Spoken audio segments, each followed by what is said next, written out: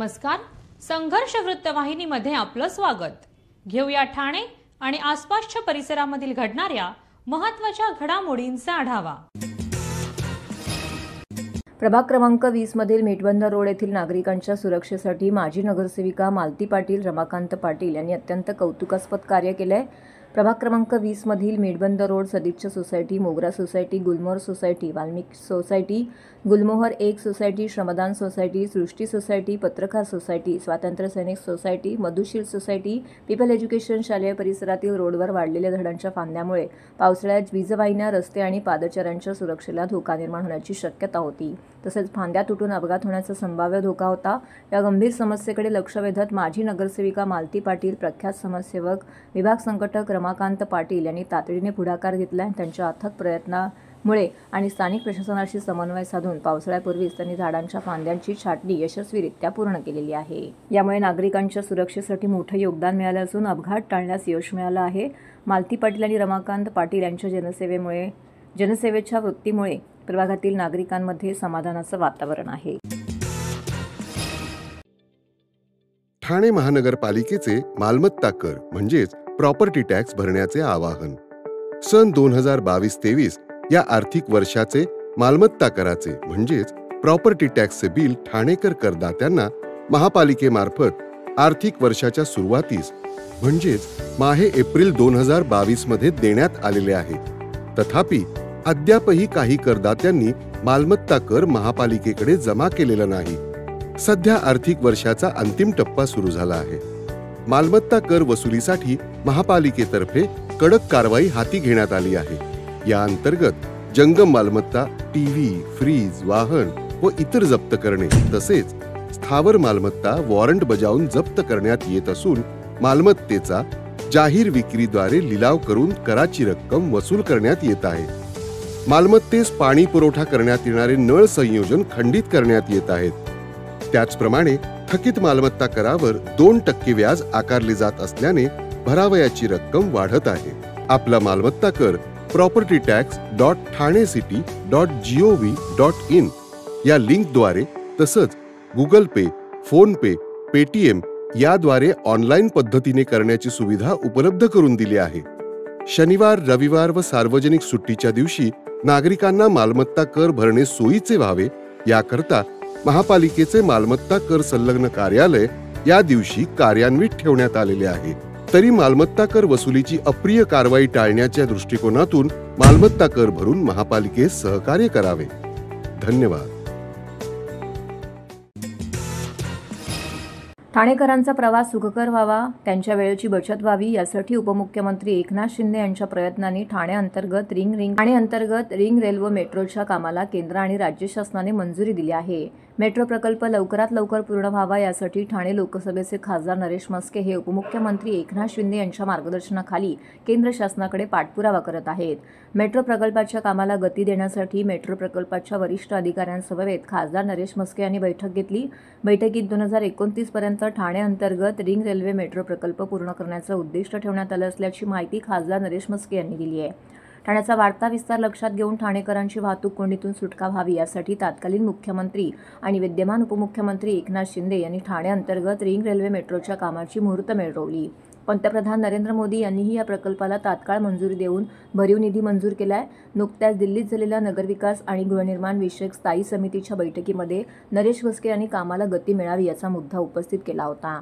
खासदार नरेश म्हस्के यांनी ठाणे अंतर्गत रिंग रेल्वे मेट्रो प्रकल्पाचे प्रकल्प संचालक राजीव त्यागी, मुख्य प्रकल्प अधिकारी सुनील कुमार गर्ग, व्यवस्थापक प्रवीण पापोळकर यांच्या समवेत कामाच्या प्रगतीबाबत आढावा बैठक घेतली. प्रकल्पाबाबत सविस्तर चर्चा देखील केली. विविध सूचनाही करण्यात आल्या असून महत्त्वपूर्ण निर्णय घेण्यात आले आहेत. जग अत्यंत वेगवान झाले असून आता एक क्लिकवर माहिती मिळवता येते. तंत्रज्ञान अत्यंत प्रगत झाले असताना याचा सदुपयोग विद्यार्थ्यांनी केला पाहिजे. सर्वोच्च न्यायालयाचे सरन्यायाधीश भूषण गवई यांनी नुकतीच सोशल मीडिया संदर्भात लक्ष वेधलं आहे. त्यामुळे विद्यार्थ्यांना आपल्या करिअरकडे लक्ष द्या, सोशल मीडियापासून थोडेसे दूर राहा, असं मोलाचं मार्गदर्शन शिवसेना उद्धव बाळासाहेब ठाकरे पक्षाच्या माजी नगरसेविका नंदिनी विचारे यांनी विद्यार्थ्यांना केलं आहे. दरवर्षीप्रमाणे यंदाही ठाणे महानगरपालिका प्रभाग क्रमांक 12 सिद्धेश्वर तलाव परिसरातील 10वी आणि 12वी मध्ये उत्तीर्ण झालेल्या विद्यार्थ्यांना सन्मानित करण्यात आले. यावेळी विद्यार्थ्यांना मोलाचं मार्गदर्शन देखील करण्यात आलं. तरुण मुलींनी कॉलेजमध्ये स्वरक्षणासाठी स्वबळावर तयार व्हा असा मौल्यवान सल्ला देखील दिला गेला. सिद्धेश्वर तलाव परिसरात राहणाऱ्या परिस्थितीशी झुंज देऊन शिकणाऱ्या विद्यार्थ्यांचा यावेळी सत्कार करण्यात आला. तसेच त्यांना पुढील शिक्षणासाठी प्रोत्साहन देखील देण्यात आलं. अशा विद्यार्थ्यांच्या मागे शिवसेना नेहमीच उभी असल्याचा विश्वास यावेळी माजी नगरसेविका नंदिनी विचारे यांनी पालकांना दिला आहे. या कार्यक्रमासाठी मेघा विचारे, ऋतुजा शेंत्रे, अश्विनी कानोलकर, वनिता कोळी, सुनंदा देशपांडे, गौरी तामनकर, सुवर्णा साळुंके, इतर पदाधिकारी व पालक, विद्यार्थी मोठ्या संख्येने येथे उपस्थित होते.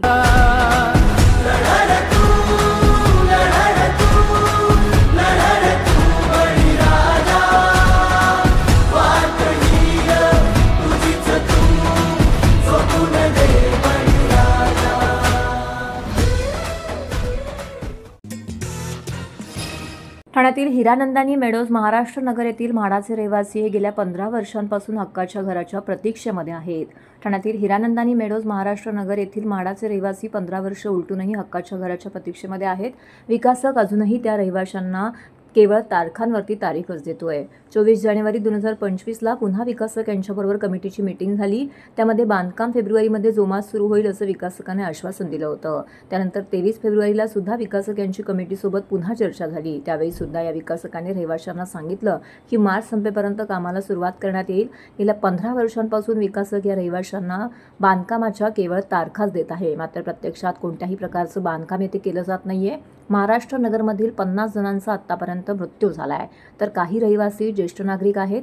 अशातच आपल्या हक्काचं घर मिळावं या प्रतीक्षेत असताना हे ज्येष्ठ नागरिक, यामध्ये मोठ्या संख्येने ज्येष्ठ नागरिकांचा समावेश आहे. यामध्ये काही जण ठाण्याच्या बाहेर भाड्याने घर घेऊन राहत आहेत. येण्या जाण्याचा खर्च, औषधांचा खर्चही त्यांना परवडत नाहीये. एकंदरच या रहिवाशांचे जीव आता मेटाकुटीला आलेले आहेत. आज या सर्व रहिवाशांचा बांध फुटला असून त्यांनी आपली कैफियत समाज माध्यमांसमोर मांडली. यावेळी भारतीय जनता पार्टीचे उपाध्यक्ष रमेश आमरे, माजी नगरसेविका स्नेहाताई आमरे हे देखील येथे उपस्थित होते. ठाणे शहराचे जनसेवक आमदार संजय केळकर यांनी देखील या ठिकाणी उपस्थित राहून या नागरिकांशी संवाद साधून त्यांच्या समस्या जाणून घेतल्या. महाराष्ट्र नगरमधील रहिवासी मोठ्या संख्येने यावेळी उपस्थित होते. आम्हाला घरभाडं नको, पण आमचं हक्काचं घर द्या, ही मागणी या रहिवाशांनी प्रामुख्याने केली आहे.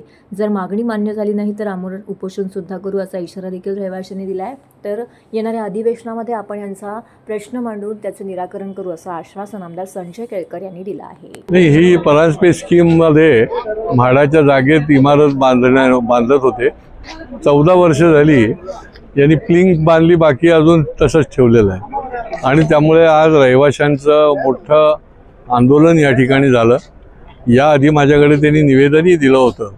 आता पुढच्या काळामध्ये फौजदारी कारवाई किंवा दुसऱ्या प्रकारची कारवाई काय करता येईल त्याच्यासंबंधी आम्ही सोमवारी विचारविनिमय करून कुठल्याही परिस्थितीमध्ये या रहिवाशांना न्याय मिळाला पाहिजे या हेतूने पुढच्या काळामध्ये आम्ही निश्चितपणे प्रयत्न करणार आहोत.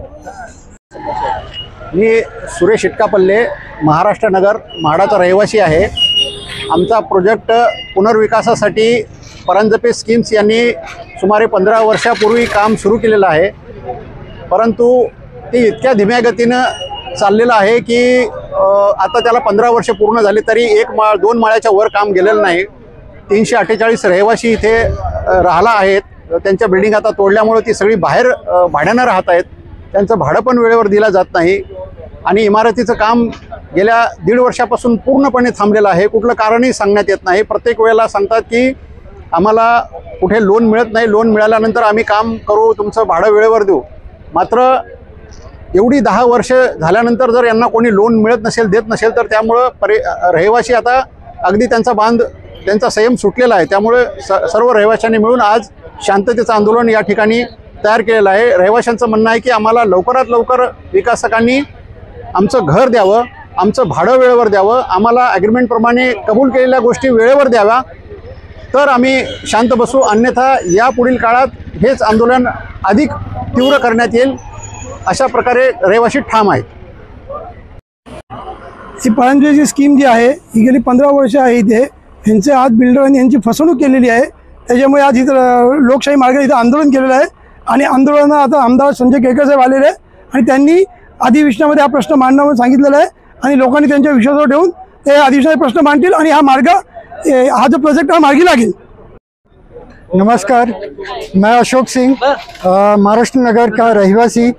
मेरा यहाँ पे घर है और लास्ट 15 साल से ये जो रीडेवलपमेंट का प्रकरण चालू है परांजपे स्कीम के तरफ से, वो कोई काम नहीं आ रहा है। और ये हाँ सारे गरीब पब्लिक को जो LIG, MIG, HIG का लोगों का है, उनके खिलाफ ऐसा सुलूक किया है कि ना तो घर का है ना तो घाट का है। इनके खिलाफ हम आंदोलन, मूक आंदोलन छेड़ रहे हैं। हम बहुत बहुत धन्यवाद कर रहे हैं कि हमारे स्नेहताई आमरे जो नगर सेविका है, हमारे केलकर साहब MLA, ये हमारे सपोर्ट में खड़े हैं। यहाँ पे जितने सारे कमेटी मेंबर्स हैं, हम सब साथ हैं। आज कम से कम 150 लोग यहाँ पे इकट्ठा हुए। हमें अपना घर चाहिए, हमें पॉलिटिक्स नहीं चाहिए प्लीज़। और कम से कम 50 लोगों के ऊपर स्वर्गवासी हुए बिना घर देखे हुए। हमारी सरकार से यही मांगनी है, गवर्नमेंट से यही मांगनी है हाथ जोड़ के कि हमें जल्दी से जल्दी न्याय मिलना चाहिए और हक का घर मिलना चाहिए। धन्यवाद। राज ठाकरे यांच्या वाढदिवसानिमित्त मनसैनिकांकडून सेवाभावी उपक्रम राबवण्यात आले। रुग्णालयामधील नातेवाईकांना खीरपुरीचं वाटप करण्यात आलं आहे। मनसे अध्यक्ष राज ठाकरे यांच्या वाढदिवसानिमित्त ठाणे शहरात विविध सामाजिक व सेवाभावी उपक्रमांचं आयोजन करण्यात आलं होतं। या उपक्रमामध्ये छत्रपती शिवाजी महाराज रुग्णालयामध्ये उपचार घेत असलेल्या रुग्णांच्या नातेवाईकांसाठी खीरपुरीचं वाटप करण्यात आलं आहे। रुग्णालयामध्ये तासनतास ताटकळत बसणाऱ्या नातेवाईकांना या उपक्रमामुळे थोडासा दिलासा मिळाला आहे। या कार्यक्रमाचं आयोजन करताना ठाणे पालघर जिल्हा अध्यक्ष अविनाश जाधव साहेब, ठाणे शहर अध्यक्ष रवींद्र मोरे यांच्या हस्ते याचं वाटप करण्यात आलंय। या कार्यक्रमाचं आयोजन ॲडव्होकेट सुशांत सूर्यराव, ठाणे उपशहर अध्यक्ष यांच्यातर्फे करण्यात आलं होतं। यावेळी राजू गायकवाड, विभाग अध्यक्ष, विभाग सचिव संजोग शिळकर, विभाग अध्यक्षा साधना सूर्यराव, ठाणे शहर सहसचिव प्रेमा रसाळ, ठाणे शहर सचिव राजेश शिळकर, प्रभाग अध्यक्ष सूरज शाहू, राकेश पाटील आणि मनसेचे इतर पदाधिकारी कार्यकर्ते येथे उपस्थित होते। सन्माननीय राजसाहेबांचा आज वाढदिवस आहे आणि तो दिवस आमच्या सर्व महाराष्ट्र सैनिकांसाठी एक उत्साहाचा दिवस असतो। आज संपूर्ण महाराष्ट्रातील विविध भागांमध्ये सन्माननीय राजसाहेबांच्या वाढदिवसानिमित्त अनेक कार्यक्रम होतात।